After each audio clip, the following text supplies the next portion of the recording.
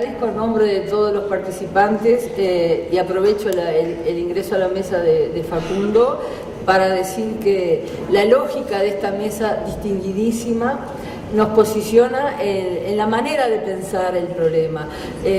Los nuevos desafíos de la educación y de la profesión docente que el Instituto de Educación Santa Elena ha propuesto para este seminario es también en el Congreso pensar los problemas desde la visión general, donde las acciones particulares adquieren su real sentido. Gustavo ha dado la primera manifestación de esta mesa sobre esto. Pasamos ahora a reiterar con enorme placer la presencia de Juan Carlos Tedesco, que ayer nos diera en su conferencia inaugural las claves fundamentales de esto y que tenemos la dicha de que su generosidad nos permita estar en la primera hora de la mañana nuevamente. Reitero, para quienes se integraron hoy y ayer no pudieron estar, que Juan Carlos Tedesco es licenciado en Ciencias de la Educación por la Facultad de Filosofía y Letras de la Universidad de Buenos Aires.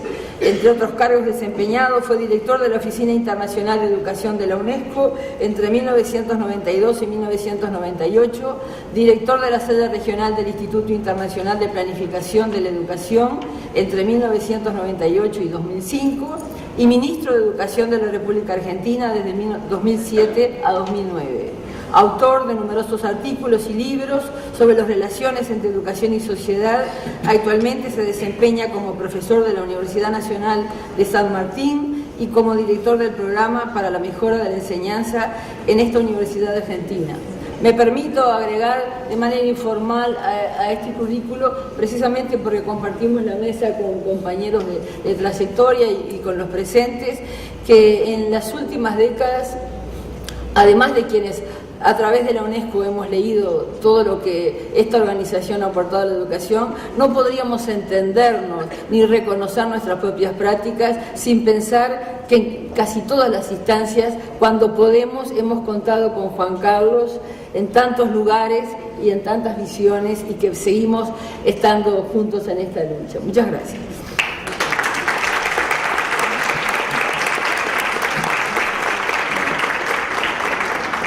Muchas gracias por esta presentación tan generosa. Bueno, a ver, ustedes ya ayer tuvieron la oportunidad de escuchar un poco los planteos generales y ahora, después de esta magnífica exposición de Gustavo sobre la realidad uruguaya, creo que vamos como entrando ya en la necesidad de ir precisando conceptos y analizando situaciones ya con un poco más de sintonía fina, como se dice, ¿no? Yo quisiera comenzar con una aclaración conceptual. Cuando se habla del título de esta mesa, ¿no?, es esta idea de nuevo contexto, de las nuevas exigencias que plantea el nuevo contexto. A mí me parece que conceptualmente es muy importante distinguir nuevas demandas de nuevas necesidades. La diferencia entre demanda y necesidad no es banal.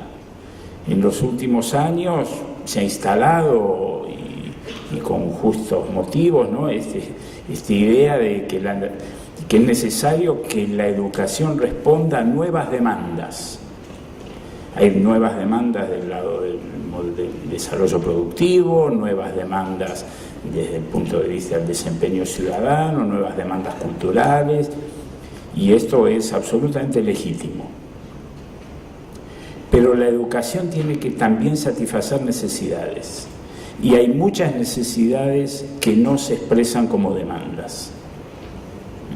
Hay muchos sectores, particularmente los sectores más desfavorecidos, los sectores excluidos, que tienen necesidades, pero no tienen la capacidad de transformar esa necesidad en una demanda y de expresarla como demanda. Y el riesgo que existe de tener una oferta educativa o de cualquier otro ámbito que solo satisfaga demandas, el riesgo es que uno deja al otro en el lugar que su capacidad de demanda le permite tener. Porque la capacidad de demanda también está desigualmente distribuida. Entonces, esto me parece importante para completar este esquema, en el sentido de que una política educativa tiene que estar muy atenta a las demandas, sin ninguna duda, pero en muchos casos tiene que satisfacer necesidades aunque nadie se lo pida. Digo, esto me parece que como esquema inicial nos permite entonces entrarle al análisis de cuáles son estas nuevas exigencias, dónde estamos. Y quizás aquí el primer punto fundamental, y lo vimos un poco ayer, es esta idea de que estamos ante demandas de un mundo muy cambiante. Desde el punto de vista de la organización del trabajo, los modelos de organización del trabajo están cambiando. Si uno dijera, bueno, ¿cuáles van a ser los puestos de trabajo dentro de 10, 15 años para los cuales estamos preparando hoy a nuestros niños y adolescentes? Y nadie sabe. Y además esos puestos van a ir cambiando. La transformación en el mundo del trabajo es muy fuerte. Lo mismo pasa con el conocimiento, y de ayer se habló de esto bastante, ¿no? Esta idea de que entonces estamos en un contexto en el cual vamos a tener que educarnos a lo largo de toda la vida y estamos preparados para movernos en un sistema con un dinamismo muy alto. Como dicen algunos sociólogos, ahora hay que moverse mucho para quedarse en el mismo lugar. Para poder quedarse y permanecer en el lugar que uno está en la sociedad, en el mercado de trabajo, hay que estar permanentemente aprendiendo, estudiando, escuchando, moviéndose. Ahora, la gran pregunta entonces para la educación es ¿qué es lo que mejor prepara para este mundo tan dinámico, para esta idea de educarse a lo largo de toda la vida? Y la verdad es que lo que mejor prepara para eso es una muy buena formación básica. Porque no está cambiando todo, ¿no? Las bases de la física, de la química, de la historia, eso no cambia todos los días. Lo que cambia es la frontera del conocimiento. En el mercado del trabajo pasa un poco lo mismo, ¿no? Uno no tiene así transformaciones que cambian todo. Hay cuestiones fundamentalmente básicas de preparación que permiten adecuarse a este ritmo acelerado de cambio. Entonces, yo creo que acá hay una cuestión muy importante de prestarle atención al enorme valor que tiene hoy la formación básica. Y esto implica dentro de la cultura de nuestros sistemas educativos un giro de 180 grados, porque nuestros sistemas educativos funcionan con la idea de que cuanto menos básico, más prestigioso. Es mucho más prestigioso el postdoctorado ahora, ya ni siquiera el doctorado. Y lo menos prestigioso de todo es estar en los primeros años de cada uno de los ciclos, que es donde justamente, como mostraba Gustavo, se producen los mayores problemas. Los mayores índices de repetición y de fracaso los tenemos en los primeros grados de escuela primaria, en los primeros años secundarios y también en los primeros años de universidad.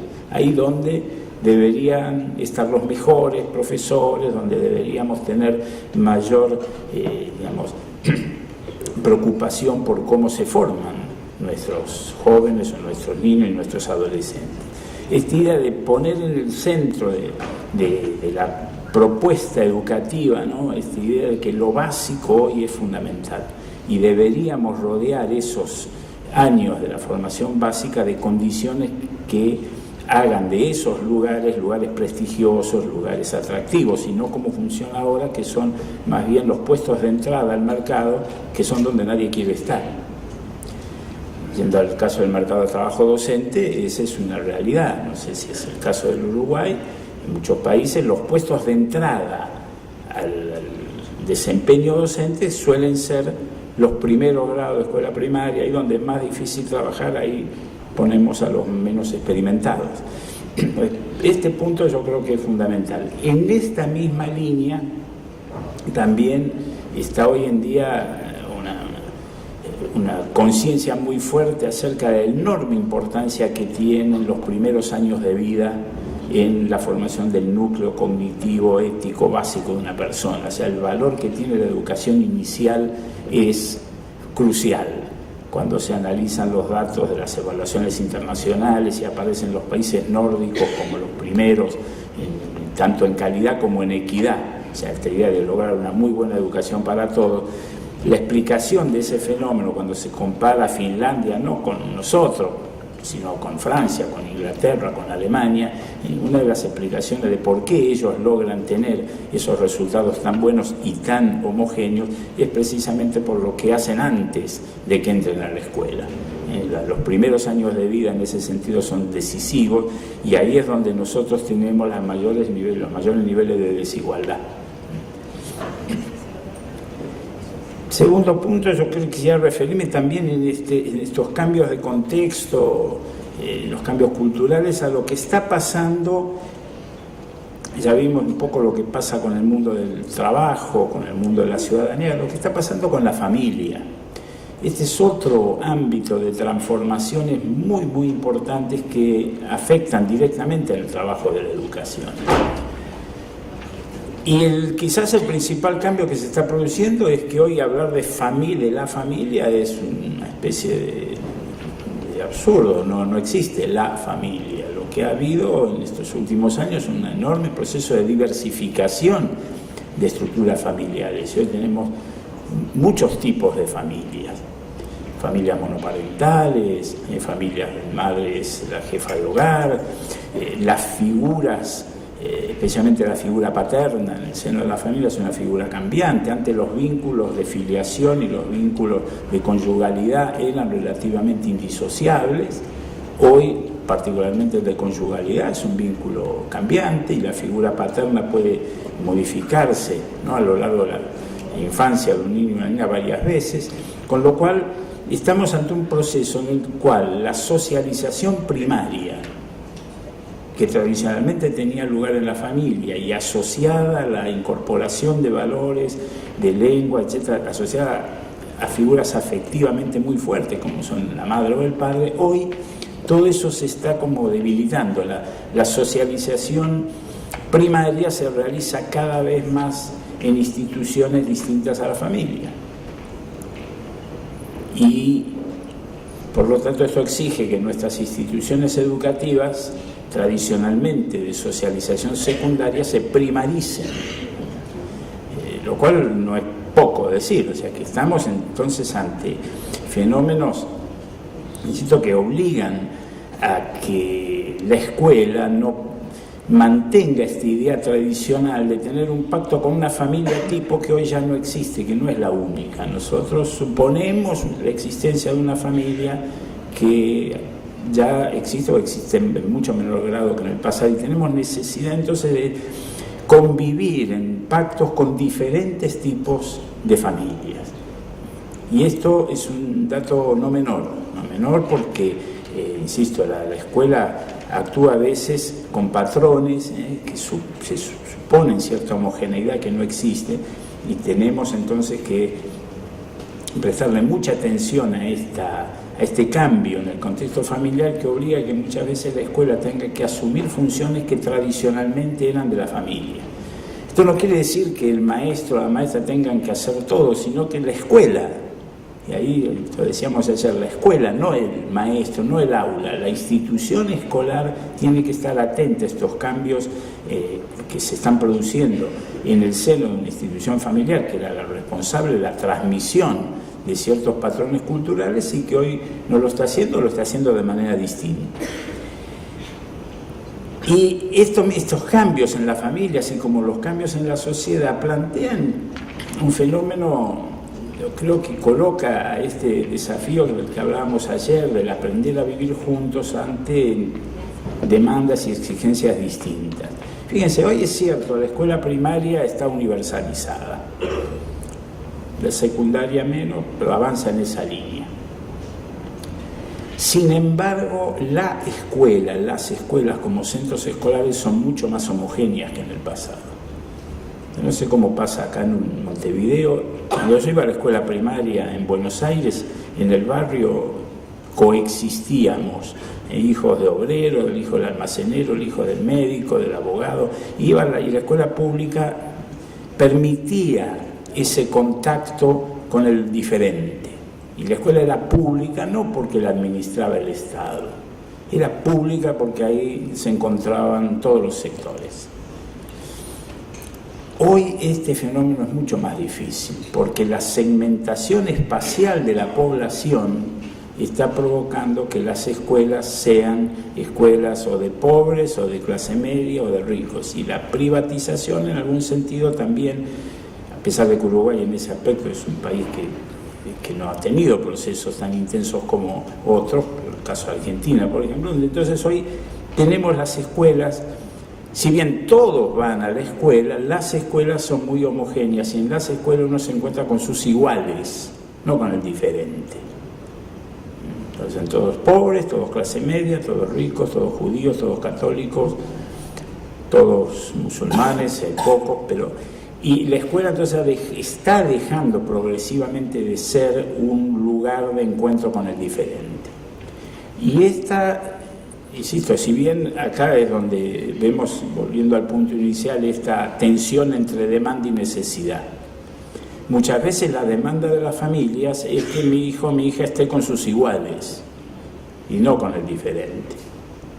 Y la idea de que tiene que estar con el diferente es una necesidad social, una necesidad, si es que queremos construir una sociedad cohesionada, pero cohesionada donde se respete la diversidad.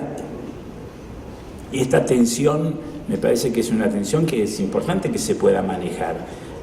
Y se puede manejar fundamentalmente introduciendo en el currículum escolar experiencias de aprendizaje que cubran este déficit de socialización, este déficit de encuentro con el diferente que podemos estar teniendo si seguimos así espontáneamente las demandas que vienen de afuera. Y ahí la verdad que la contribución que pueden brindar a él al logro de este objetivo de dimensiones curriculares que no son puramente cognitivas, no es en la enseñanza de las matemáticas que vamos a hablar de esto, no solo, pero sí con el arte, el deporte, actividades de esa naturaleza que pueden permitir efectivamente el contacto con el diferente. Vamos a intentar por lo menos compensar este déficit y enfrentar esta necesidad que tenemos de promover el encuentro con el diferente, con el distinto. Permítame muy brevemente, ya que yo pude ayer ocupar mucho espacio, tocar dos puntos más antes de terminar. Uno, que se refiere al lugar que ocupa en esta discusión la enseñanza superior y particularmente la universidad. Nosotros cuando discutimos sobre estos temas legítimamente ponemos mucho el acento en la enseñanza primaria, en la secundaria, ¿no? en lo que es el ciclo obligatorio de la educación. Y es fundamental porque ahí es donde se dan las mayores inequidades, las mayores discriminaciones. Pero en una sociedad intensiva en información y en conocimiento como la que estamos viviendo, la responsabilidad que tienen las élites dirigentes es muy grande. Y cuando digo élites dirigentes no me estoy refiriendo solo a las élites políticas, sino a las élites científicas, a las élites empresariales, al conjunto de los sectores dirigentes de una sociedad. Y usando una expresión de Gilles Lipovetsky que me parece muy feliz, el gran desafío que este nuevo contexto plantea es la formación de una inteligencia responsable. En la medida en que se desregularizan, se desregulan las decisiones sociales, se transmite mayor poder de decisión a los actores sociales. En la misma medida que sucede eso, entonces también se incrementan los niveles de responsabilidad que tienen aquellos que manejan información, que manejan conocimiento y que ocupan estos lugares. Por lo tanto, creo que en ese sentido tenemos también que pensar en cómo introducimos en la enseñanza superior estos contenidos curriculares que tienden a la formación de estos altos niveles de responsabilidad que son los que hoy exige el desempeño en la sociedad por parte de aquellos que efectivamente manejan mayor volumen de información y de conocimientos. Y tomando esto último que el diagnóstico de Gustavo nos presentaba, yo creo que es fundamental advertir esta idea de que la educación anticipa el futuro. Si hoy tenemos una educación tan desigual como la que están mostrando estos datos, ya estamos anticipando una sociedad con esas características. Si el sistema educativo ofrece una población segmentada culturalmente, bueno, eso está anticipando una sociedad segmentada. Esto no es inevitable, no hay un fatalismo en esto, pero para que sea evitable, creo y me animo a hacer una pequeña contribución en ese sentido al debate educativo uruguayo, que uno de los puntos fundamentales de la agenda educativa del Uruguay de estos años tiene que ser la educación de adultos. Tiene que ser este tema de qué se hace con las generaciones de jóvenes que no pudieron terminar su escolaridad, no pudieron aprovechar la oferta pedagógica en la edad correspondiente y que están hoy ahí, y que es necesario cubrir ese déficit. No es fatal. Felizmente las neurociencias hoy en día nos muestran que el cerebro es un órgano plástico que se puede activar en cualquier etapa de la vida. De manera que yo creo que ahí me parece que en la agenda educativa uruguaya este punto, y es urgente hacerlo porque si no lo hacemos efectivamente estos efectos se van a consolidar. Creo que el tema de la educación de adultos debería ocupar un lugar importante, esto de la segunda oportunidad, que todos estos jóvenes que no han podido aprovechar la primera tengan una segunda oportunidad y a nivel masivo. No es esto ya un fenómeno para 5 o 10% de la población, sino que es un fenómeno, tiene que ser una oferta efectivamente masiva que permita cubrir ese déficit y que evite la consolidación de una estructura desigual, una estructura jerarquizada que anticipa una sociedad justa. Gracias.